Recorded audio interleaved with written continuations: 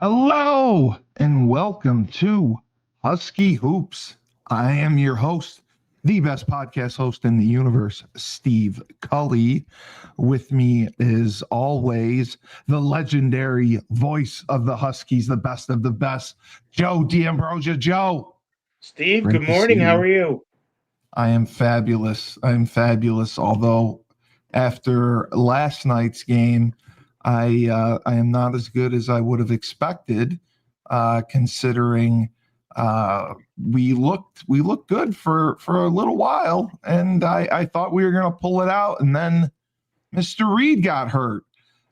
Which we talked about, injuries, and especially him being the big man and the other guys being unproven. What were your thoughts on the game overall first? Well, from an overall standpoint, Steve, it's not a loss that's going to kill you. No, Arizona is a really, really good team that's got a chance to be playing late in the March or early into April. Um, I thought the big thing that Arizona did was take the crowd out of the game. they Uh, did big $2 time. beer night, you'd expect the crowd to be lubed nice. But when Arizona went up 13 in the second half, at least listening to it, watching it on television, the place sounded like a church. Um, Fans got back into it eventually as the team started playing better. But look, we saw some of the shortcomings that we've seen from this team over last year, and it Exactly. and it proved to be their undoing again last night. Exactly. Exactly. All right. We got Maria. There she is. Hello, Maria. Sorry, You guys. I was about to hop on, and then my that my was dog my dog had a seizure. So I, Oh oh he no! did. yeah, Is he all right?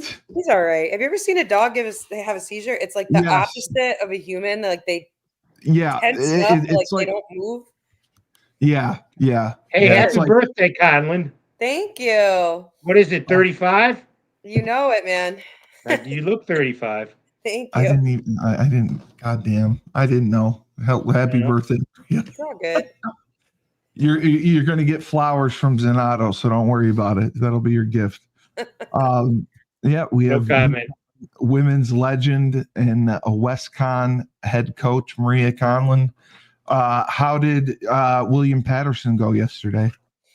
We lost by 5. We played tough. Yeah, We just didn't shoot the ball well. We had a chance to win at the end, but they're good. They're really good. And then we have Trinity on Saturday. They're ninth in the right. country. So That was just a good gearing up test. for that. Yep. We were just discussing the Arizona game, and Yep. Joe had mentioned how Arizona did a phenomenal job of taking the crowd out of the game. I don't know how much you got to see of it. Yeah. What were your early thoughts? Yeah, I got to see like the last 10 minutes by the time we got on the bus. I think they were down like 10 when I first turned it on. Yeah, Um, yeah, I mean, I haven't seen Gamble get that silent in a long time, Joe.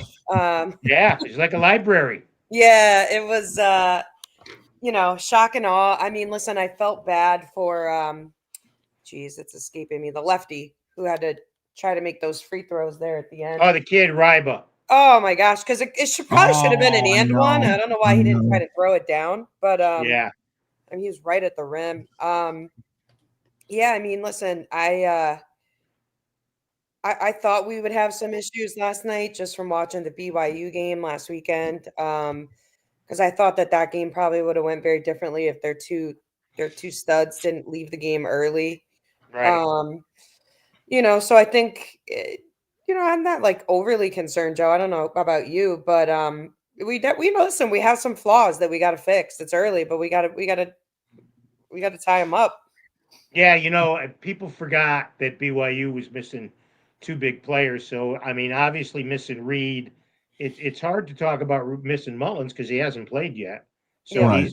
he's been a non-factor in my mind. And the Reed injuries seem to come on at the last minute.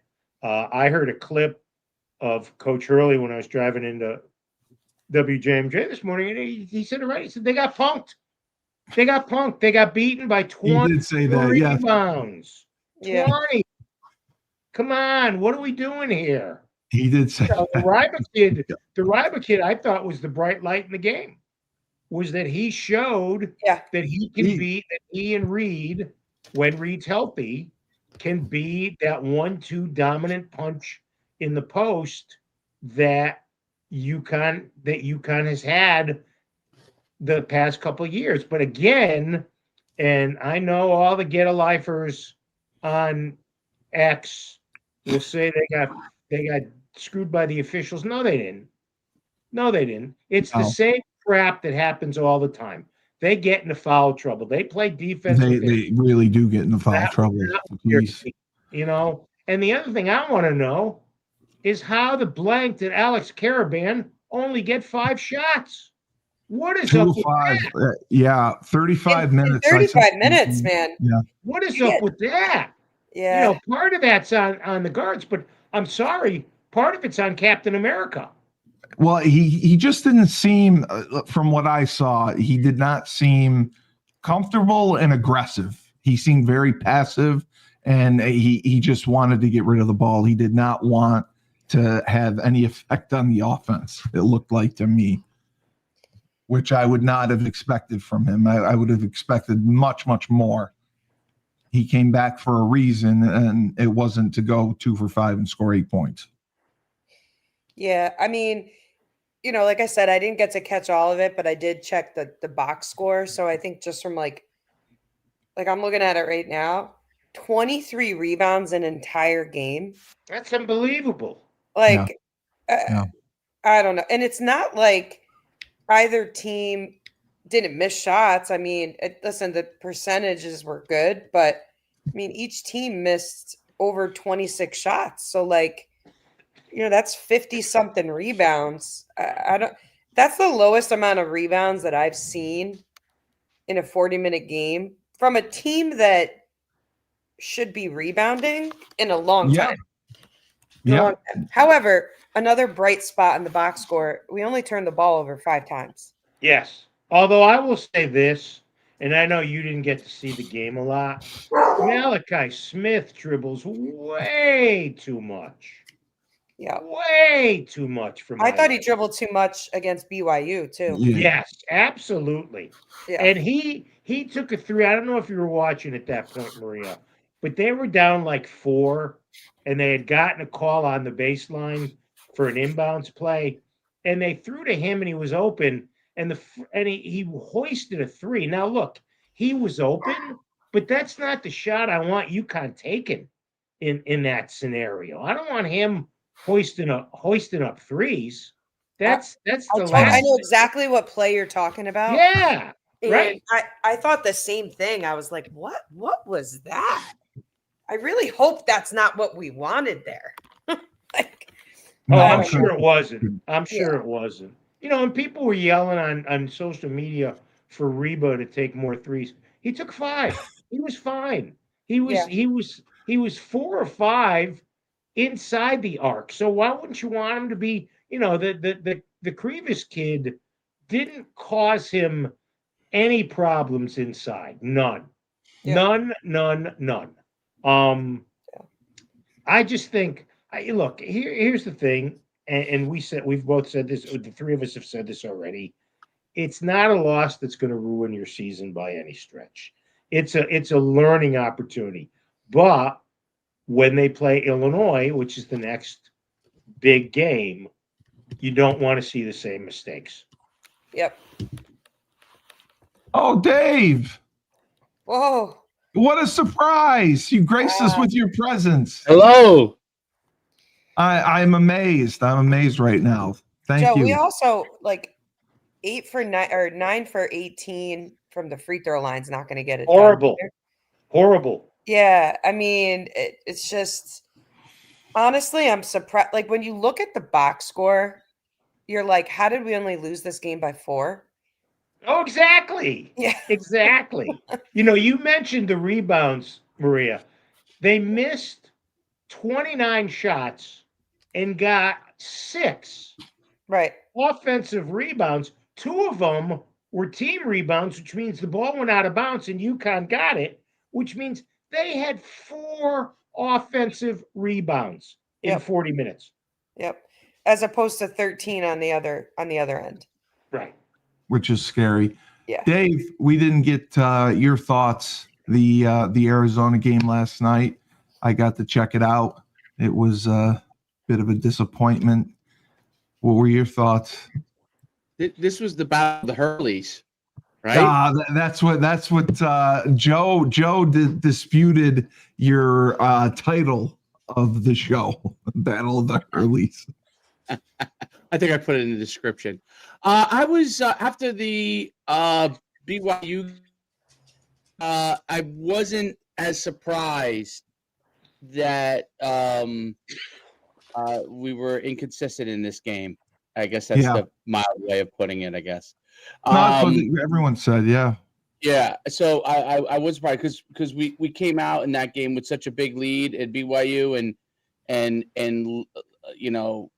allow their best player to take over and come back. And in this game, we were just inconsistent, like in basically all phases. And we had moments that were really sharp, but it was.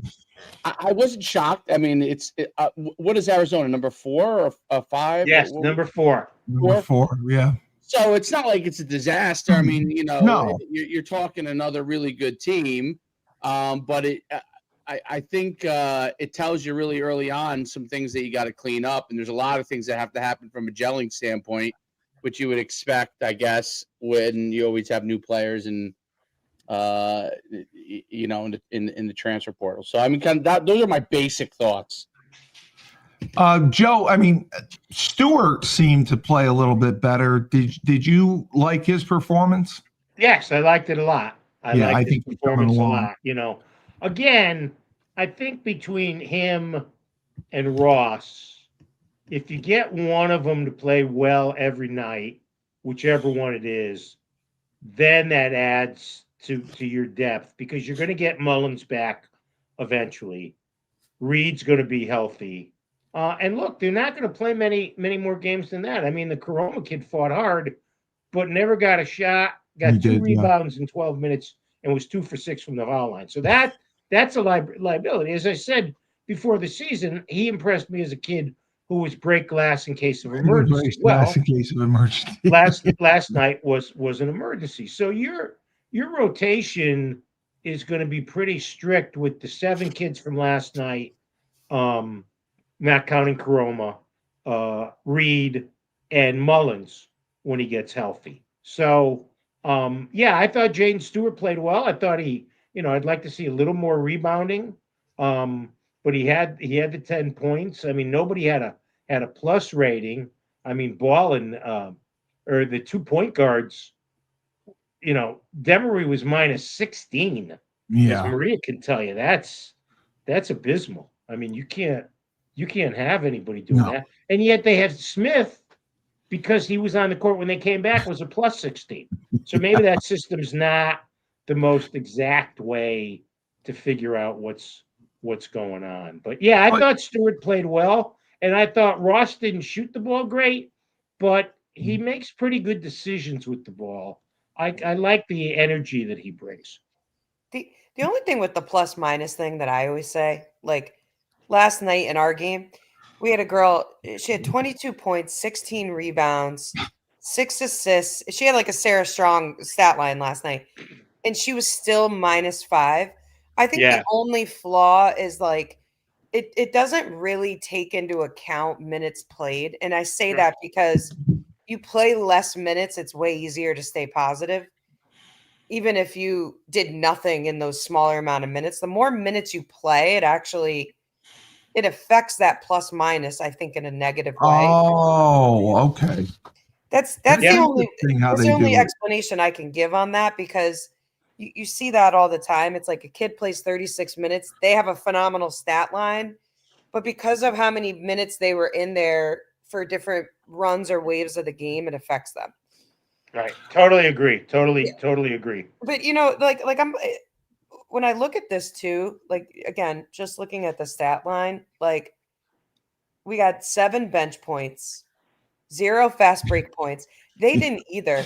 And I think the concern is, like, when I watch this, do we have enough in the half court offensively to be a team that's not going to score on the break and has to grind it out in the half court? I don't know the answer. Well, I think when Reed is back, they do because they have a better low post option than Ryba.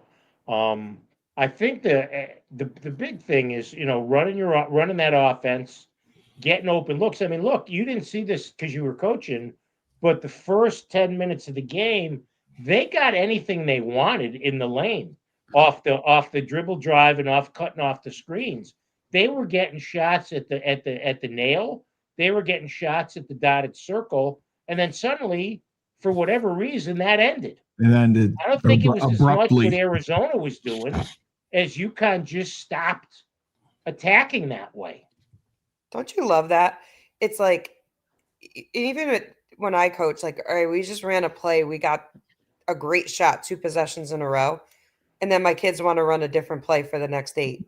Yeah. Yeah, let's get away And from I'm it. like, just run it till they can stop it. Like, why change? I don't know. Maria, the other thing we talked about was Alex Caravan. I mean, he played 35 minutes, 8 points. To me, he looked uncomfortable. He looked tentative out there. He looked like he didn't want to be on offense. And we obviously need more production from him, and that's why he came back. I know you didn't see the game, but 8 points is not going to get it done from Alex Caravan for 35 minutes. I mean, obviously, I didn't see the full game, so I can't speak to this. But me just watching Alex Caravan, which feels like for the last 10 years, because I feel like he's been in college forever, even though I know he hasn't. But I don't know. I mean, that's kind of how he's always been, right? Like, he'll have a game where he scores 18, 20, and he looks great. Yeah. But he's also a guy that doesn't hurt you. So it's like, yeah, you want him to do more, but he's just like that steady factor. Obviously you hope in situations where you have last night that you can go to him and he can make stuff happen, but he's also not really he's not that guy. Yeah. Like, we want him, like, you know what I mean? Like, I think you're asking too much of him sometimes in those spots. Like, he's just not, he's the guy that'll make a great pass, make a great slip, like, do those things. I don't know that he can necessarily take over a game.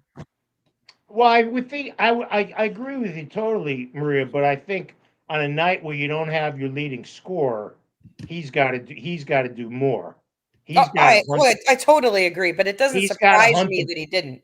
He's got to hunt the ball. Yep. I don't care how Koa Pete's guarding him or whoever was guarding him. You got to hunt the ball at some point. You got to take it to the rim. I mean, look, he's not. He's been a great Husky. Is he a great player? No, I don't think he's a great player. No, I think he's a real good player who on very good teams is an even better player. And again, he's a solid, steady, all-around guy. Yes. And again, he had a huge game against BYU, to your point. Yep. There's games that he will play, that he will be a big offensive factor. And then there will be games like last night where he's not. And you just have to, people have to live with that. Are you like blending a protein shake? What's that noise? What the hell is that? It sounds like you're blending a protein shake or something. I don't know. No, it wasn't me. Not me. Well, it's not Maria and I. We don't have these big fans. I had my protein shake this morning, so what did you think? 6 pounds. I'm very happy. There you go. Yeah. What did you think, Dave, of Mr. Caravan? You guys might. Well, I mean, I think Maria's take is actually pretty good. He's an up and down player, but he's consistently decent. You know what I'm saying? Like, so he's reliable. You know what the minimum is with him. There are some maximums that are games that are phenomenal. I don't, without knowing how they run, there's certain teams that he's probably a better matchup against, and there's certain teams that he's probably not a good matchup against. But you always know you got a certain minimum. I'm sure you talked about this already. Obviously, the rebound thing was a big issue in this game right? And then because of that, the second chance points. So those are things, obviously, and Joe touched on it, Reed not being there. But I don't know how you say the name. How you say it? Ryba? Ryba. Ryba, yeah, Ryba. the Scoring freshman. 15 points. That part is positive, right? That was So encouraging. Oh, yeah. you got to take the good with the bad on some of that stuff, right? Yeah. So being thrown in the fire, 15 points, like you could see that there's something there. I don't know if this is a strategy at all, or I don't know if this is just a reality of how basketball scheduling is now, but I like the season tough competition games. I like it. Like I think it gives you a chance.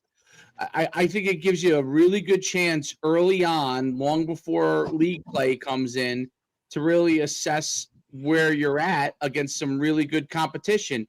And those losses, especially how they judge them when you get to the NCAA tournament, those close losses, as long as those teams like BYU, well, the win over BYU and the loss to Arizona, like as those games are going to be valuable because those teams should be very good in their own league play, and you're going to have a high rank because you're playing the tougher competition. So gives you a good chance to assess everything. Whereas, I mean, obviously Hurley last year said he was done with the whole, whatever it was, Hawaii thing or whatever, right? I think The Maui tournament. Maui thing, right? So I think that this is I kind of like it. The fans were obviously have been jacked up about that. Like, I mean, I saw videos of him, like high-fiving people, people are waiting online to get in the Gamble and all that kind of stuff.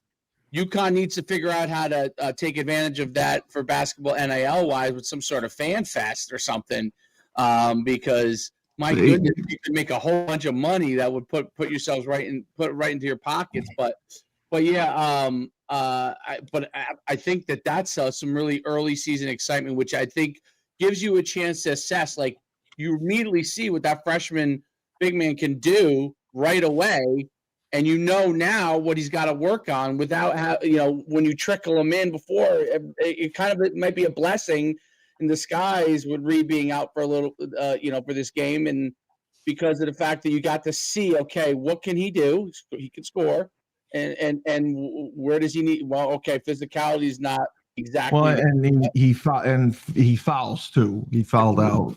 But they all foul. Part of physicality. Yeah, I know they all do. You're that's right. Part of physicality and probably his positioning. You know what I mean? So, but that's kind of my I would say my layman fan thoughts there. Joe, I didn't see this, and I apologize. Do we know how long Reed is going to be out? Day to day. It is day to day. Okay. Because it's an ankle injury, so the next day you want to have him there is Sunday against Bryant. Right. And realistically, with an ankle injury, that's tough, but hopefully he'll be able to come back. But obviously, the takeaway from this game is we did not rebound well. It was a game we could have won, a learning experience, not the end of the world. The sky is not falling, and we can build off this. Definitely. Perfect analysis, Steve. Yeah. Perfect analysis. And then working back, we had the win against BYU. And as Joe pointed out, BYU was missing a couple key players.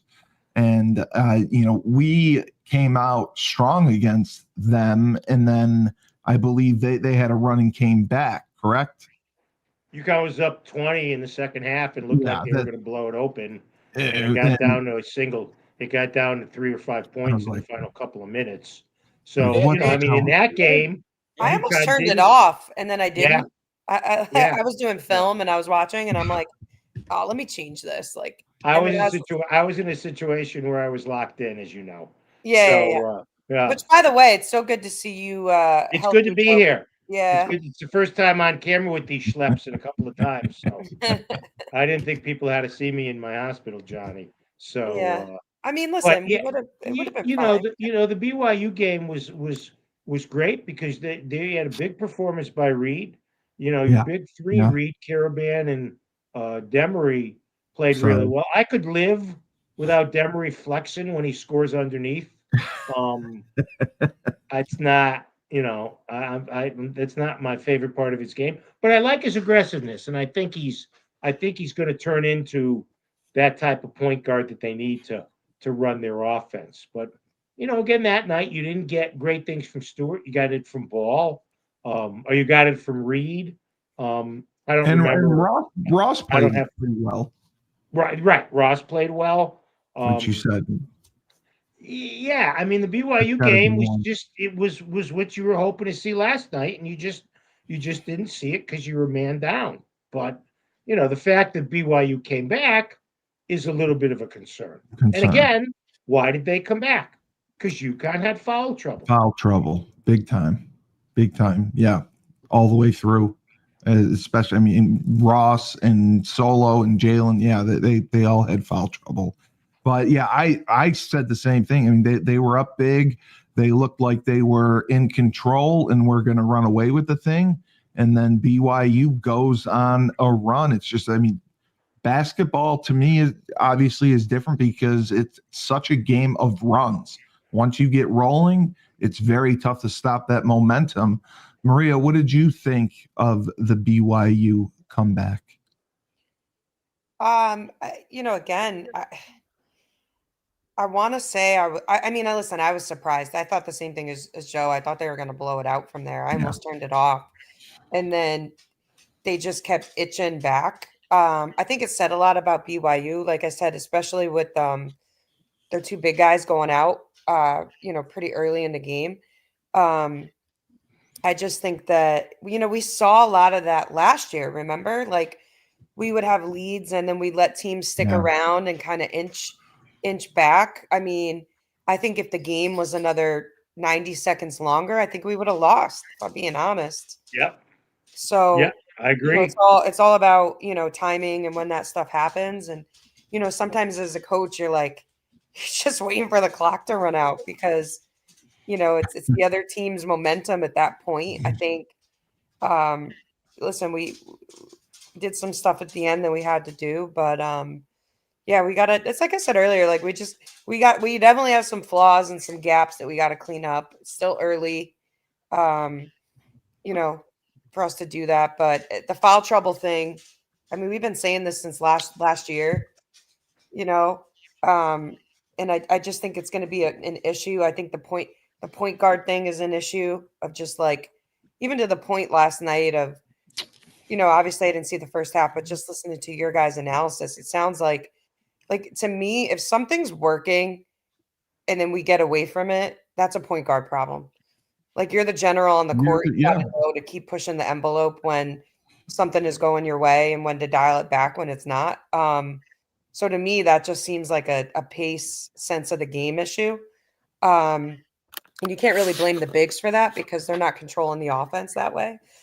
So, you know, I think if we clean up those two things or three things really with the foul trouble, we'll be good. We'll be fine. Yeah, and Joe, you also talked about Malachi Smith. I mean, he didn't play exceptionally well again against BYU in 21 minutes. He did very little. So we don't know if we're going to get anything positive out of him for the rest of the year. We Oh, hope that he I think develops. it's too early, Stevie, to make You a think it's too early to make a yeah, I determination? think it's way 5 games in is way too early to make a judgment on just how good he's going to be. And the coach has faith in him. I mean, They that's the do. bottom line. Danny likes the kid. He likes his aggressiveness. For one, I mean, you know, 21 minutes against BYU, didn't score, had 4 assists, and turned it over twice. Not much of a resume. But I think it's too early to, you know, to figure that he's not the kid from last year. Put it that way. And as Maria said, it takes time to adjust to coming to stores and the style of play that UConn plays. And it takes time to develop and get used to it and get comfortable in it. And I think once he gets comfortable, maybe we'll see more out of him. Maria, what did you think? Yeah, I mean, I agree. I think it's a little early to say that. Like, what was that guy's name that transferred in last year that did nothing all year? I always forget his name. Oh, I know. Aiden I'll look it Mahaney. up. I don't remember. Point guard. Yeah. Mahaney. Was it Mahaney? Yes. Aiden Mahaney. Good job, Yeah. Stevie. The guy that I He's like. not a football guy, Yeah. and you knew it. I don't Well, think because he's. I was a fan of his, and you guys Yeah, used to. I make don't fun think of me he'll for be a it. bust like that kid is. No. Will he be a Cam Spencer? Probably not either, right? Like, I mean, I wish we had Cam Spencer for like 11 years. I just love that kid so much. And he's playing in the NBA. Yeah, and he's playing well. Good Yeah. for him. I'm so Yeah. happy for that kid. He's just He's a playing workhorse. more than a couple of the higher touted prospects Yeah. who are on their way out. Yep. Yeah, I mean, he's probably like our third best pro we got in there right now, behind Klingon and Well, I'd still put Drummond ahead of him. I forget Drummond's still in the league. Yeah, you're right. I forgot I about would him. say Steph, Klingon, Drummond, and then Cam. Yeah. But I don't think he's gonna be a bust like Mahaney. But I Mahaney was obviously, out of position. Remember that. Joe always said that. Mahaney was out of position because they asked him. he play the was, point. but like, listen, Mahaney was not capable of coming in and doing what we really needed him to do. I think No. that it was an overstated bring in. But anyways, I think he'll be fine. I'm hopeful that he'll figure it out. It does take time to like just coming in and playing for Hurley alone is an adjustment, right? And the demand that they have, the fanfare that you have at UConn versus other places. So I think he'll be all right. I think it's a little early to call him the next Mahaney, but Right. yeah, I mean, he's got to figure it out, but it's still early. Joe, I completely forgot about this. Did they do renovations to Gamble and add seats, or am I completely Well, they wrong? didn't add seats. They just made They did some renovate it. changes and stuff, but no, they didn't add any seats. Okay. I thought that they had renovated it. Now moving on to the UConn ladies, Women. women. They had two smooth victories. Chauvinist. What's wrong with ladies? Ladies isn't chauvinist, It's not is the it? way they got. It's not the way they've ever been described. Okay, women. I'll just say women. I'll say women. They had two nice performances against Loyola and Ohio State. Maria and I talked a little bit about it yesterday, and Maria has a assessment on Miss Sarah Strong. Well, Would listen, you like to share? so you're gonna love this, right? So I'm saying yesterday, and I'll say it again. Sarah Strong might end up being the best women's basketball player of all time. I'm going to go on a limb and say that. And listen, I'm biased. Now it's all time? I said that yesterday. Oh, you did say that yesterday. That's right. Listen, That's right. You did. This yes. kid does everything every game besides sell popcorn in the stands. Like, and with ease as a sophomore, with composure. She is so remarkable. It's honestly crazy. I texted Morgan and said, like, listen, I'll forfeit my whole income from all my sources per year if she wants to play 1 year at WestCon, just 1 year. Like, just lend her over to me. I'll even take her for just the postseason, like whatever you guys can handle. Like, her stat lines are so stupid. It's really unbelievable. But Joe, so I'm going through this yesterday. The kid she could play any position on the floor. And we had a comment saying that she needs to work on her ball handling. Oh, Gary. Yes, that's right. Gary. Yes. Gary was steadfast about that one. Who was that? I said it, the funny part Shu, you could probably attest to this too, because you're with the young guys. Like, these kids, they think that, and now people actually think this, that if you don't go between the legs and behind the back like 100 times in a game, you're not a ball handler. And I'm like, if you don't turn the ball over under pressure, you're a good ball handler. Like, drives me nuts. it. Like, but that's all these kids learn now. They dribble around cones for like 2 hours a day, and they think that, you know, They can't, and then they can't actually control the ball when a person's in front of them. no, they can't handle they can't All handle they it need under to do is pressure. have the basic skills, like to be able to cross people over, to be able to handle the ball, either Listen. hand. Going between the legs is a luxury, not a necessity. Unless that cone that you're dribbling around can play defense, it does absolutely nothing as a transferable skill. I'm going on record. I'm saying it now. Well, that's because Gary was giving us a little harassment about that. Listen, fine. I said, And sure, he yeah, said she can we work on weren't her ball handling. respecting- Listen, everybody we can weren't work on respecting his everything, opinion. but we're really grasping at straws to try to Yeah. find flaws in Yeah. this kid if that's what we're going with. Maria, she would have some Wilt Chamberlain like numbers if she came down to WestCon. You'd be talking you'd be talking 100 points in a game, possibly. So you know what I mean? Like, Actually, There- I there was a disagree. team. Here's you don't why think she would score 100? Could score 100, or you wouldn't end up doing that? But No. She wouldn't score 100 because the other team would have to put all 5 players on her. oh So yeah. everybody else on the team would be scoring like 30 a 30. game because they'd be getting layups, right? Like you'd have to put all 5 players on her. No, the women look great. They got a big game tomorrow night against Michigan. You know, I think they're number 6 right now in the country. Yep. Yeah. You know, and by saying that, I still think we could and probably will win the game by double digits. That's just my prediction. Because I just don't think that they're going to have an answer. A bright spot for me the other day was Blanca coming off the bench. Yes. She played really, really well. It was good to see her look really had smooth 18. on offense, and not in garbage minutes either. I thought she played well. You know, and what I said, Joe, was like, you know, kudos to Ohio State. I thought they played a really good first and third quarter. Mhm. I think they were just overmatched in the second and fourth. But you know, AZ did AZ things. But when you look at Sarah Strong, right, she was 2 for 4 from 3, which means I think she was 10 for 13 everywhere else. I Right. mean, efficiency level crazy, stat line crazy. You know, when she's doing stuff like that, barely breaking a sweat, it's scary. But you know, I think I didn't think KK or Heckle had great games. I don't think either one of them played particularly well. Kayla did not know. I actually thought Heckle looked a little bit better just because KK was a little out of control at times. Yeah. But you know, I think it doesn't matter. Like Shade made some shots, which was good to see. Yep. Because we haven't She was really seen her, you know, score much in the first couple of games. So it's good to see her get going a little bit. Yeah, I just think the women still haven't even begun to scratch the surface of the potential, and they still look really, really good.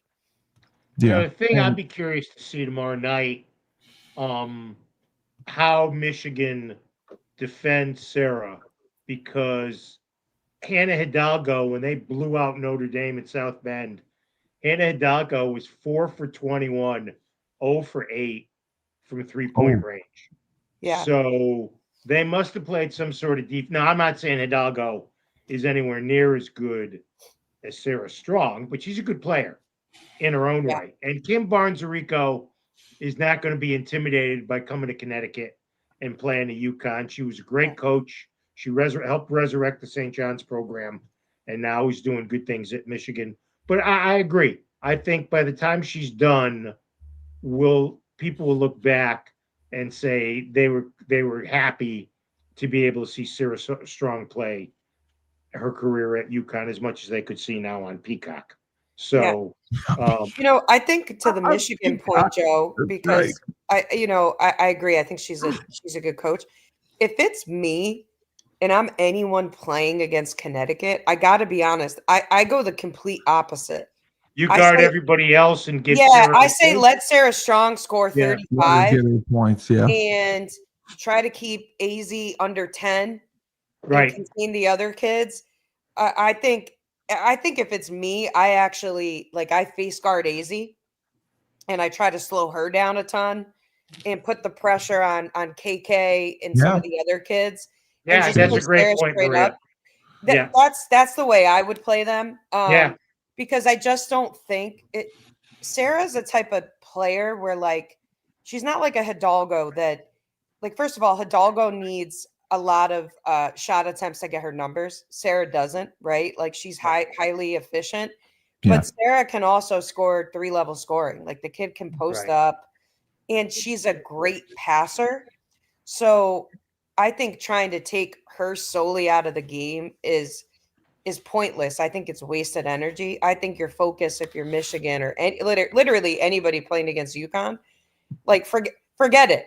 You're not going to stop that kid or Right. slow her down, no matter what junk defense you throw at her. I think your focus has got to be take the other weapons away and let her get hers. Contain the other kids.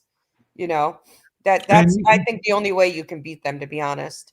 I'd You had agree. I think said about I think her you're right. being a great facilitator. You said she holds back sometimes to try to get the others involved. She wants to get everyone involved in the offense, and she does a good job of it. Yeah, I mean, listen, like, let's face it. I don't think there's a player in the country that can guard Sarah Strong. And I say that because if you put it big on her, right, she'll just take you on the outside. Yeah. Right. She can get any shot she wants there. If you put a scrappy or smaller guard on her, she's just going to post you up.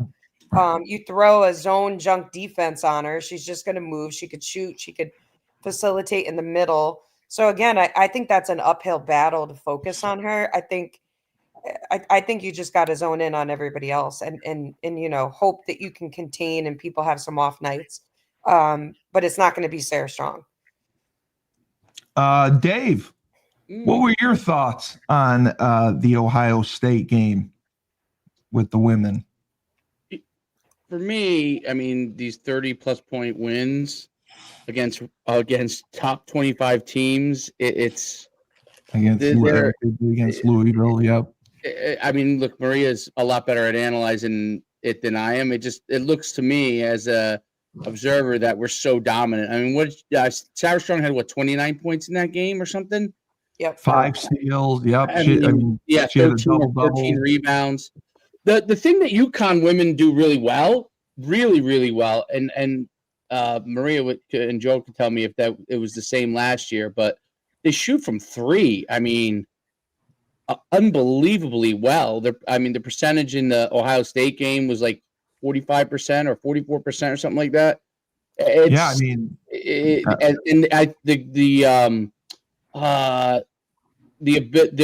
Their ease in how they're able to shoot, and each person can really shoot from the 3-point is pretty lethal. Other than maybe, I don't know if KK shoots from 3, but the other girls, all the women, all shoot for. Thank you, Joe, for correct. Now it's in my head. 3-point land and unbelievably good, unbelievably accurate, and could shoot from almost anywhere. I mean, Sarah can shoot. It's crazy what she can do. It's crazy. And playing, coming up and playing Michigan, who I think is number 6. I think they're gonna have a very difficult time. So you look at the ranking, you think, oh, this should be a game. I don't know if, other than maybe South Carolina, I don't know, maybe Texas. I mean, have a chance. UCLA. Yeah, UCLA will be their biggest UCLA. challenge. That's it. Those 3. Those are the 3 to me. So Michigan at number 6 to me is still kind of like maybe, a little bit out of the range to be able to compete with them, especially the depth that UConn has as well. That's the other part that UConn women really kill you on is there's no break when he subs. There's no break. Well, so other teams have to sub, and there is, even the top 20 teams, there's a difference between the person that comes in and the person that's on the floor. So even if the first group is playing well, once you start to sub people in, UConn, I mean, it's unbelievable. Listen, there is I think there's a dramatic difference when Sarah and Azzi are off the court versus when other kids are in. You just don't feel it as much because usually we're up by 15 or 20 when that happens. So I do think that there's still a drop off, but our drop off is different from a different perspective. And I think like the thing with the 3-point shooting, Dave, that you brought up, because I think you're right. We were what, 12 for 27 the other day or something like that. It's not even the percentage. For me, I think the reason why we shoot it so well is the way we move the basketball and the actual 3-point looks that we're getting, right? Shots. They're not contested, under pressure threes. It's, these kids, in opposite to a lot of other teams that are out there, right? And we talked about this even with the men and like the amount of dribbling. Like if you watch UConn's offense, there's very little dribbling in the half, right? The cutting and the movement of the ball. So when shooters are catching it in their shot pocket flawlessly every single time, your percentage ticks up automatically.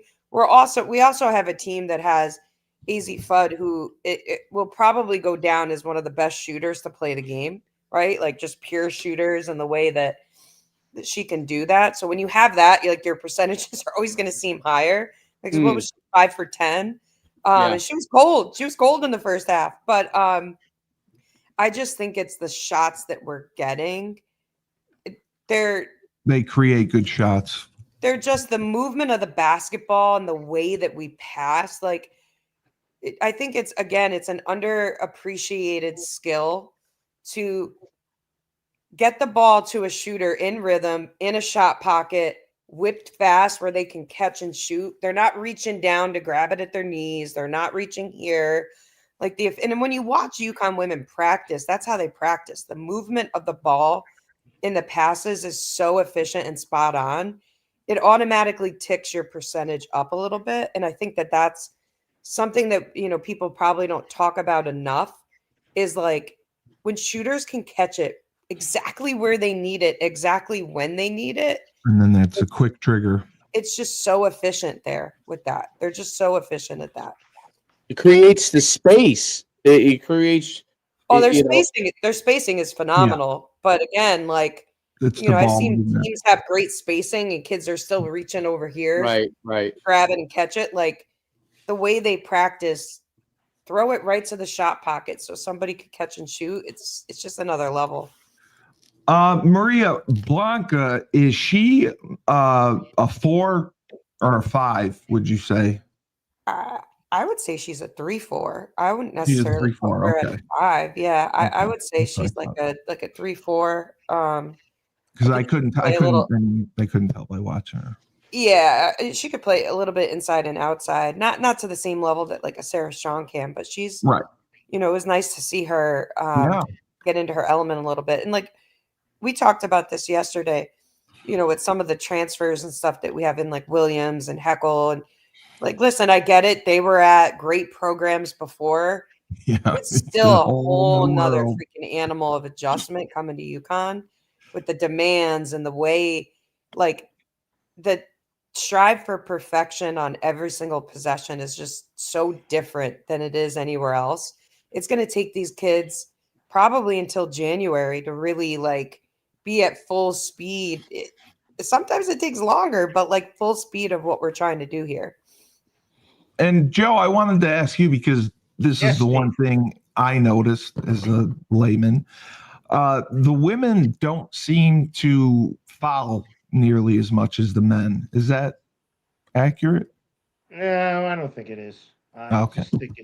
I would say it's different fouls, right, Joe? Like, because we're not playing above the rim like the men do, right? So it's totally right, Maria. And I think, to be honest with you, the area where the women's game, both in college and in the W, is the officiating.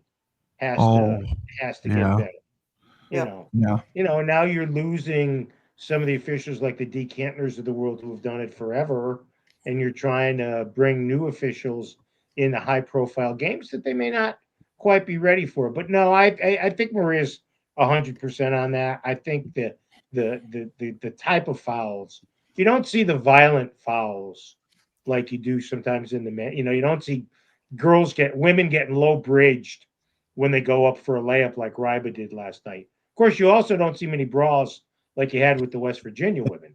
So Yo, that game was crazy. That was I mean, that was off the charts, man. listen, kudos to West Virginia. I mean, I've been saying this for like a couple of years now.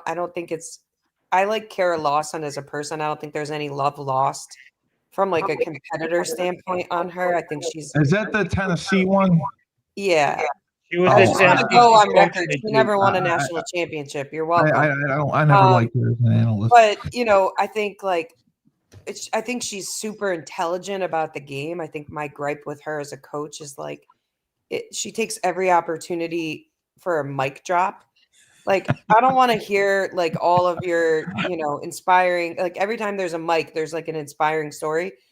I think she's got to rally her team a little bit differently, and they've almost like the Duke women have almost become like the brats of the NCAA in a lot of ways. Like it's like with the complaining and the chest bumping and it's like just play basketball. But I mean, kudos to West Virginia. I said this yesterday. Kudos to Scranton, Pennsylvania, Yes, the yes. D3 school who upset Pittsburgh, a D1 school. That's incredible. That was wild too. It's been a wild week in sports. Well, But Maria, wasn't there? I could have swore I saw a story. There was a D3 school that scored 172 points. Is that accurate? well, I hope it's nobody we have on our schedule. But It broke a record for the most points. I would find that I'd have to look that up. I find that very hard to believe. There's just not even enough minutes in a game to do something like that. But Right. unless the Right. other team literally played 3 guys and maybe laid down, I don't know. 172 points. I feel like I would have heard that. Yeah, I figured you would too. I was just I don't know. double-checking. I could have been sleeping. I don't know. So looking ahead, Joe, we obviously have Bryant, and then I the think you're game- dreaming.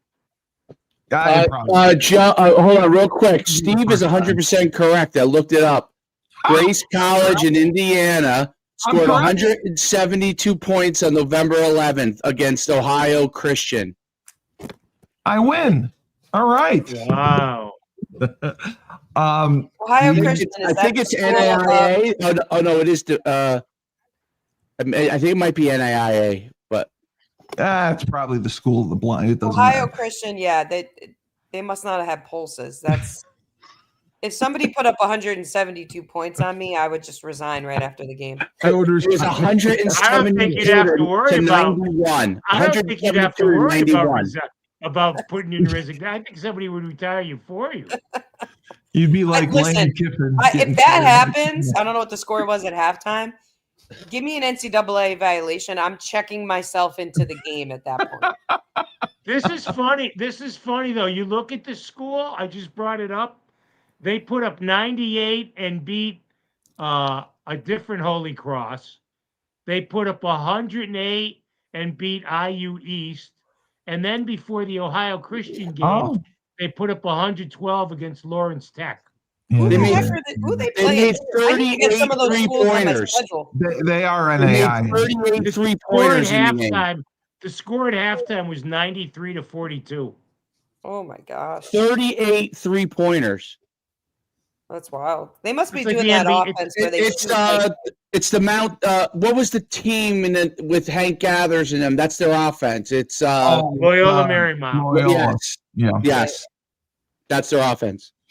interesting. They had 8 players in double figures. One at 34, one at 28. Oh my goodness. So Joe, looking Yes, Steve. ahead, we have obviously Bryant on Sunday, and then the big Yeah, game against we do. Illinois. You're correct. Yeah, I'm on the recruiting trail for you on these girls. We got to get some more. Some more. Keep loading up at West Con there. Yeah, Dave, keep getting those 10-year-olds. Keep scouting those. I'm 10-year-olds. getting these names of these 3-point shooters. yeah. You know? NAIA We got to school. gather Maria a few more bucks. You know what I mean? Throw it at a couple of these shooters. Yeah. Yep. We will be fine most likely against Bryant, but Illinois at the Jesus, I Garden, hope so. it's going to be on Fox. I mean, we'll talk more about it next week, but early on, depending on if we get Reed back. What do you see for that? I think the Bryant game is just a get-right game. Yeah, Coming yeah, off the disappointment of Wednesday. Bryant's going to be interesting, though. Their coach spent the last 2 years coaching in with my people in the Italian Professional Basketball League. He's got NCAA experience at he won a couple of Northeast Conference titles at Mount St. Mary's. But Oh, where is Miami? they play up-tempo offensively, and according to the Bible of college basketball, Blue Ribbon, quote, mayhem-style defense. So we'll see. Okay. We'll see. It could be interesting. You know what? It could be a 20-point game, and it could be a 60-point game. So, and then Illinois at the Garden, we'll talk more about next week. But that's a good idea, Steve, because we got a lot to do. We got football. We got Joe Fignano being nominated for the Heisman. Yeah. We got Skylar Bell going in the top 3 of the draft. We got a lot to talk about. I heard they went nuts when Fignano came into the game the other day. Yes, they did. Him and Cam were there. Yeah, they supposedly got big ovations, which is great. Yep, there was a roar. Yeah, he's loving it. And then the women play. I said women. They have Michigan on Friday, which, by the way, for everybody is on Fox, so you don't have to pay more money to see it. Peacock. It's not on Peacock or True TV. Maria, what do you think? True TV, hold on a minute. True TV at least is on your cable system. Yes, it's part of your. Yes, anybody who's watched Impractical Jokers knows that. Yes. Yes. And I love the court fights. Steve, I think you would be perfect on that show. Oh, okay. I'll send my resume. What do you think about that? Oh, put me on True TV. Which show? Which show do they have? Impractical Jokers. Oh, I've never seen it. It's hilarious. It's really funny. Really funny. Yeah, but I like the court fights. That's my favorite one. They show the court fights where the defendant will go after the judge or the attorney. Those are awesome. That's not Impractical Jokers. No, that's a different show. I watched a good movie last night. You gonna share with the group? Frankenstein, the new Frankenstein. All right. Oh God, Dave, Frankenstein! Come on, it's great. It's like watching the new Wizard of Oz. I guarantee it's going to be nominated for an Oscar. Guarantee. The Frankenstein movie is going to be nominated for an Oscar. Not what you think. It's. Okay. I thought I was watching a horror movie. I was looking. I'm like, I'm going to watch a horror movie. This is great. It was like an actual movie. You know what I mean? Oh, that's priceless. Maria, what are your thoughts on the Michigan game? Well, I said this earlier. I think we win by double digits. Yeah, I think we're gonna smoke them. Yeah, I don't think smoke them. I don't know about smoke them. No, when I say double digits, like I'd say like 10 to 15. Yeah, it's not. It's not going to be 20, 30 points. No. Yeah. Well, listen, in normal terms for most programs, if you win against a ranked team by 10 to 15 points, that could be considered smoking them. In the world of UConn, that is not smoking them. Right. No, we're spoiled. Right. Just like Gary was spoiled yesterday talking about Sarah Strong not dribbling between her legs enough. That was funny. Joe, do you believe they'll take care of him? Oh, I think I'm totally with Maria. I think 10, 15 points, it's a good win.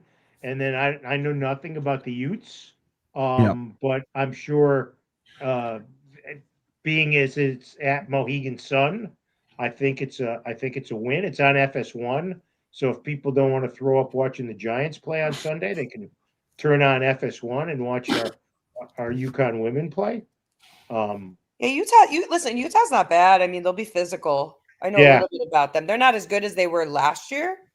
But it'll be a different style of play than we've seen so far. So I'll be interested to just see how that's always good. Yeah, right? Exactly. It's always good at this point of the season. Yeah. So.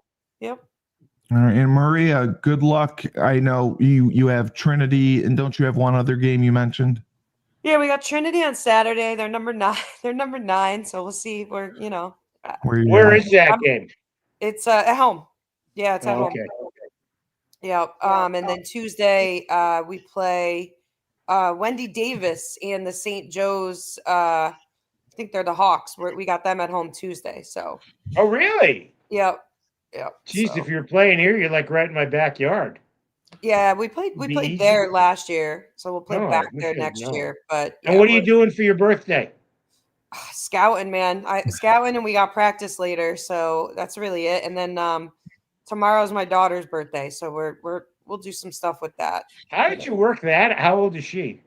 She'll be 14 tomorrow. 14. Yeah, I was in labor my entire birthday, and then I had her 11 in the morning the next day. How the hell do you have a 14-year-old? You're not old enough.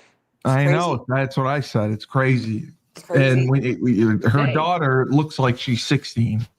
I Her couldn't even daughter is spell tall. sex when I was that age. Yeah. Yeah, my daughter is she's a 14-year-old trapped in like a 40-year-old body. She's like super mature, too polite, Very, too very, nice. very nice. She a I'm trying to basketball toughen her player? up. Yeah. Yeah, she's pretty good, Joe. Really? She can shoot. Yeah. Yeah, she's really Get her good. the NIL money, hon. Yeah, and she's already she's like 5'9.5", and she's still growing a little bit. So she towers over you? yeah, she doesn't let me forget it every day. Yeah, so she's 3 fun. days. She's got an average of a 98 right now in every class. So she's taking care of business. I know Shu could relate to that from his academic days. Yeah, and then my little guy's like a savant, but he doesn't. He's a maniac. He's a total maniac. He runs all over. I love him. Shu would have been a Rhodes Scholar if it was actually traveling roads. He's got like 5 degrees, Schumann. Van Wilder. Van Wilder. You can't give me my MBA. He's got an MBA. He's got a master's. Change He's that. got it all. Shoot, from now on, when you grace us with your presence, which I know is not often, can you please change the title of your thing to Van Schumann? That's what I want. Perfect. Right. What is that hat, by the way? What the hell is that hat? What hat? The one hat you're wearing. I can't read it. Yeah. It's an old hat from when we used to run our All-American games. Oh, okay. All right. All right. Well, another banner episode of Husky Hoops. Steve, I have a question to ask you before you wrap things up. I didn't do it. Why are you flashing the guns today? It's like 30 degrees here and freezing. Guns out. It's for Hulk Hogan. I have to honor him at least once a week. Yeah. Sorry, it took place at this hour. I honor Hulk Hogan once a week. Yes. But another banner. Maybe next week you could wear yours, Joe. Get you a little cutoff. I don't want to show the heart monitor, so I'll hold off on that. All right, we'll give you a month. Okay. You know, when you want to do it is in summer when I'm bronze as a Greek god. There you go. Honest bronze. I've seen some pictures, Joe. That's good stuff. When I got my beach tan. Well, another banner episode of Husky Hoops. Coach Schumann, thank you for joining us and showcasing your recruiting software. Showcasepro.org recruiting software. Always marketing, always a businessman. That's why he's got the MBA.